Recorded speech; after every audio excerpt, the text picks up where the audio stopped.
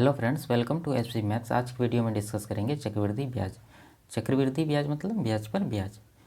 चलिए इसे एक उदाहरण के माध्यम से समझते हैं। मान लेते हैं आपने किसी से 1000 रुपये उधार लिए, जिसका रेट है 10% और टाइम है 2 वर्ष। तो यहाँ पर प्रत्येक साल कितना ब्याज देना पड़ेगा? 1000 का 10% यानी 100 रुपये। दूसरे साल भी 100 रुपये, लेकिन दूसरे साल ये जो पहला साल का 100 रुपये ब्याज बना था उसका भी 10% यहाँ पर ब्याज देना पड़ेगा, यानी 10 रुपये। 100 का 10% 10 रुपये, तो यहाँ पर टोटल ब्याज 210 रुपये हो जाएगा। और अगर 3 साल के लिए भी रहता तो 3 साल भी यही साइकिल से चलते रहता। जैसे तीसरा साल भी 100 रुपये मिलता और साथ में क्या मिलता, ये जो 200 रुपये ब्याज के रूप में पहले 2 साल में मिला है उसका 10% यानी 20 रुपये और मिलता। और साथ में जो दूसरा साल एक्स्ट्रा ब्याज मिला था हमको पिछले साल का, उसका भी 10% तीसरे साल में लगेगा। 10 का 10% 1 रुपये। ठीक है, तो इस तरह से ये चलता रहता है। लेकिन साधारण ब्याज में ऐसा नहीं होता। साधारण ब्याज अगर रहता यहाँ पर तो 3 साल में 100 रुपये दे के 300 रुपये टोटल ब्याज हो जाता। ठीक है, चलिए इसे किन किन तरीक़ों से निकाला जा सकता है आगे डिस्कस करते हैं। पहला तरीका तो यह है, फॉर्मूले से निकाल सकते हैं। फॉर्मूले से मतलब P × 1 + R/100 power n minus P से। ठीक है, तो एग्ज़ाम में इससे नहीं करना है, काफ़ी समय लेता है। और अगला मेथड हो सकता है सक्सेसिव रेशियो का। ठीक है, सक्सेसिव रेशियो मतलब इसमें हमेशा हम दर को पकड़ते हैं। जैसे मान लीजिए दर 10% है तो इसको फ्रैक्शन में चेंज करेंगे, 1/10 होगा। उसके बाद यहाँ पर P × A का रेशियो यानी मूलधन और मिश्रधन का रेशियो आएगा। जैसे यहाँ पर 1/10 है, 1/10 मतलब 10 पर 1 का ब्याज मिल रहा है। यानी अगर मूलधन हमारा 10 यूनिट है तो उस पर 1 का ब्याज मिलेगा, तो मिश्रधन कितना बनेगा? 11 यूनिट। तो इस तरह से ये होता है। अगर यहाँ पर टाइम 2 वर्ष रहे तो इसे 2 बार लिख सकते हैं, 10 से 11, या नहीं तो इसी का स्क्वायर कर सकते हैं। अगर 3 वर्ष रहे तो 3 बार लिख सकते हैं, या नहीं तो इसी का क्यूब कर सकते हैं। ठीक है, 3 वर्ष के लिए ये 10 का क्यूब अनुपात 11 का क्यूब लिख सकते हैं। और रेट अगर अलग अलग रहे, जैसे पहला रेट 10% और दूसरा अगर देता 20% दूसरा वर्ष, तो यहाँ पर 20% को भी फ्रैक्शन में चेंज करते, या आता 1/5। तो यहाँ पर क्या बनता, पहला 10 से 11 हो रहा है और दूसरा कितना हो रहा है, 5 पर 1 ब्याज मिल रहा है, तो यानी 5 से 6 हो रहा है। फिर इन दोनों को गुना करते 50 होता, यहाँ पर 66 होता। तो यहाँ पर कितना का ब्याज मिल रहा था? 16 का। तो ये हमारा ब्याज होता, ये मिश्रधन और ये मूलधन। तो इन तीनों में अगर कोई दिया रहे, जैसे ब्याज दिया रहे और मूलधन और मिश्रधन दोनों पूछे, तो इससे आसानी से निकाल सकते हैं। ठीक है, और अगला क्या हो सकता है, एक तो डायरेक्ट रेशियो हो सकता है। जैसे 2 साल का रेशियो 2 साल का रेशियो 2:1, 3 साल का रेशियो 3:3:1, 4 साल का 4:6:4:1। ठीक है, तो ये रेशियो का प्रयोग किस तरह से होता है सवाल के माध्यम से आगे समझेंगे। ठीक है, और एक तरीका क्या हो सकता है, इफेक्टिव रेट निकाल करके। ठीक है, इफेक्टिव रेट मतलब जैसे एक फार्मूला होता है x + y + xy बट्टा 100। ठीक है, तो इससे इफेक्टिव रेट आ जाता है डायरेक्ट, और मूलधन में गुना करके ब्याज आसानी से निकाला जा सकता है। चलिए आगे सवाल से समझते हैं। और पहला सवाल है, 2400 रुपये पर वार्षिक संयोजन द्वारा 20% प्रतिवर्ष की दर से 2 वर्षों में मिलने वाला चक्रवृद्धि ब्याज क्या होगा? सिर्फ चक्रवृद्धि ब्याज मांग रहा है। तो यहाँ पर हमको दर पकड़ना है। दर है 20%।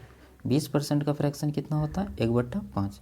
यानी कहने का मतलब 5 पर हमको 1 का ब्याज प्रत्येक साल मिल रहा है। यानी अगर मूलधन और यहाँ मिश्रधन का अनुपात देखा जाए तो यहाँ पर 5 और 6 का अनुपात होता है। तो यहाँ पर टाइम 2 वर्ष के लिए दिया हुआ, ब्याज का दर फिक्स है, तो हम इसका स्क्वायर कर सकते हैं यहाँ पर। तो ये कितना आ जाएगा? यहाँ आ जाएगा 25:36। तो यहाँ पर 25:36 आया है। तो यहाँ पर कितना का ब्याज मिल रहा है? 11 यूनिट का ब्याज मिल रहा है। लेकिन सवाल में क्या दिया हुआ? 2400 रुपये मूलधन दिया हुआ। लेकिन यहाँ पर मूलधन कितना आया है? 25 यूनिट। यानी कहने का मतलब ये 25 यूनिट का वैल्यू 2400 रुपये के बराबर है। ठीक है, तो यहाँ पर 1 यूनिट का कितना आएगा? 25 से 2400 को डिवाइड करेंगे तो ये आ जाएगा कितना? 9 और 6 यानी कि 96 रुपये। ठीक है, तो यहाँ पर ब्याज कितना है? 11 यूनिट। तो 11 यूनिट का निकाल लेंगे 11 से गुना करके 96 में, तो ये गुना करेंगे तो 1056 रुपये आ जाएगा आंसर, ऑप्शन सी। ठीक है, और एक तरीका जो बताए थे डायरेक्ट रेशियो वाला 2 साल का रेशियो कितना बताए थे 2:1। तो इसमें क्या करेंगे 2:1 है तो पहले 2400 का 20% निकालेंगे, तो 2400 का 10% पहले कितना होता है 240, फिर 20% उसका दोगुना करेंगे तो ये 480 रुपये हो जाएगा। उसके बाद फिर से 480 का 20% निकालेंगे तो ये आएगा 96। अब क्या करेंगे इस रेशियो को इससे गुना करेंगे और इसको इससे गुना करेंगे, तो यहाँ पर 2 गुना 480 करेंगे तो 960 रुपये हो जाएगा, और साथ में 96 गुना 1 करेंगे तो 96 हो जाएगा, और ये दोनों को जोड़ेंगे तो 1056 रुपये आ जाएगा यहाँ से डायरेक्ट इंटरेस्ट। तो ये डायरेक्ट इंटरेस्ट निकालने का है, ठीक है। तो इससे मिश्रधन मूलधन जल्दी नहीं निकलता है। चलिए अगला सवाल देखते हैं। कह रहा 5% वार्षिक दर पर 25,000 का 2 वर्ष का चक्रवृद्धि ब्याज कितना होगा।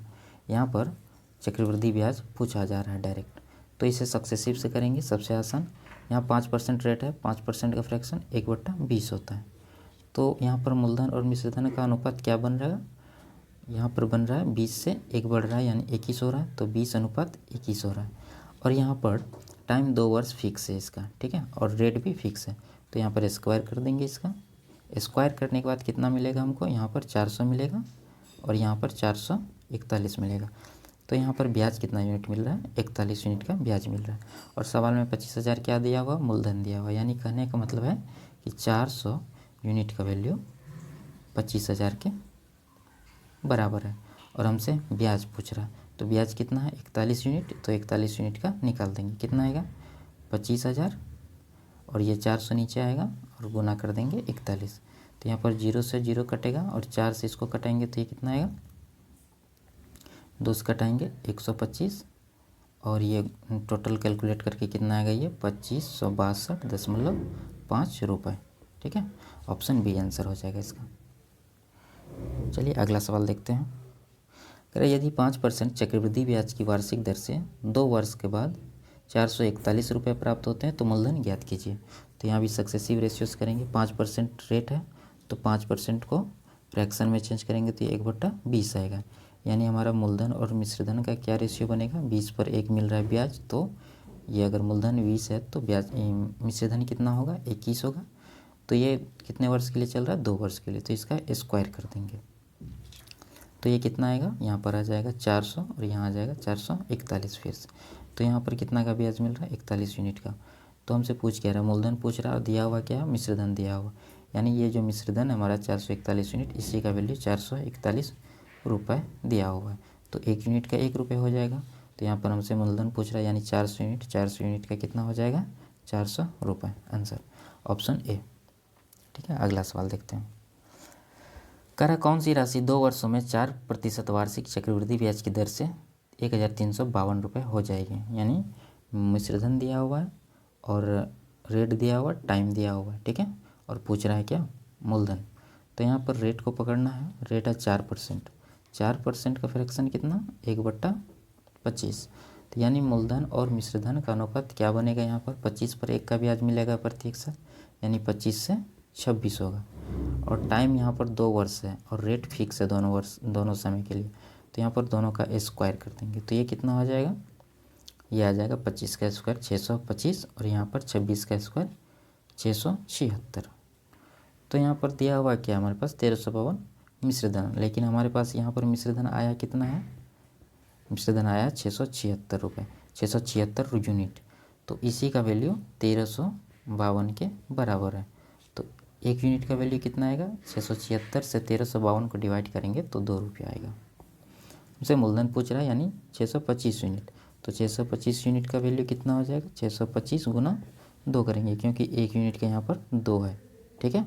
तो यहाँ पर गुना करेंगे तो ये कितना आएगा 1250 रुपये, ऑप्शन सी। अगला सवाल देखते हैं हम। कोई धनराशि 10% चक्रवृद्धि वार्षिक दर पर 3 वर्ष में 6,655 हो जाती है, धनराशि कितनी है।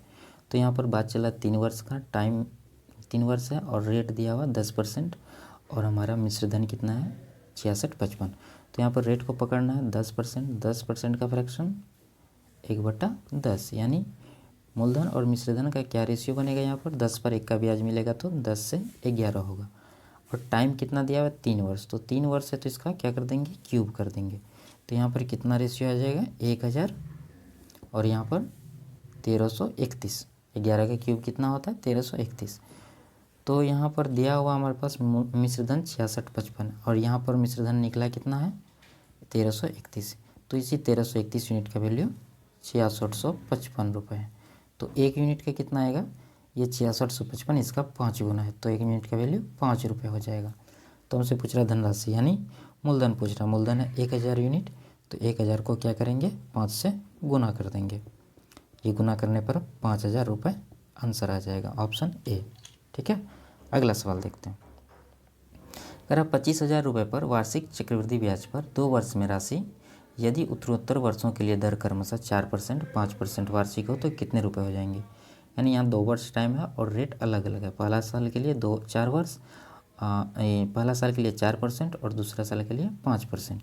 तो यहाँ पर 4% का फ्रैक्शन 4% का होता है 1/25 और यहाँ पर आ जाएगा 5%, 5% का फ्रैक्शन 1/20। तो यहाँ पर मूलधन और मिश्रधन का क्या अनुपात बनने वाला है। पहला साल, यहाँ पर पहला साल 25 पर 1 का ब्याज मिलेगा तो 25 से 26 हो जाएगा। ठीक है, और दूसरा साल कितना मिलेगा 20 पर 1 का ब्याज मिलेगा तो 20 से 21 हो जाएगा। तो यहाँ पर गुना करेंगे 25 और 20 का, तो ये आ जाएगा कितना 500 रुपये, 500 यूनिट, और यहाँ पर गुना करेंगे तो ये आ जाएगा कितना 6 और 546 आ जाएगा ये। तो यहाँ पर पूछ रहा हमसे मिश्रधन और दिया हुआ है मूलधन, लेकिन यहाँ पर मूलधन हमारा कितना आया हुआ है, मूलधन आया है 500। ठीक है, तो यानी 500 यूनिट का वैल्यू 25,000 के बराबर है। तो 1 यूनिट का कितना आएगा, इसको 500 से 25,000 को डिवाइड करेंगे तो ये आ जाएगा कितना 50 रुपये।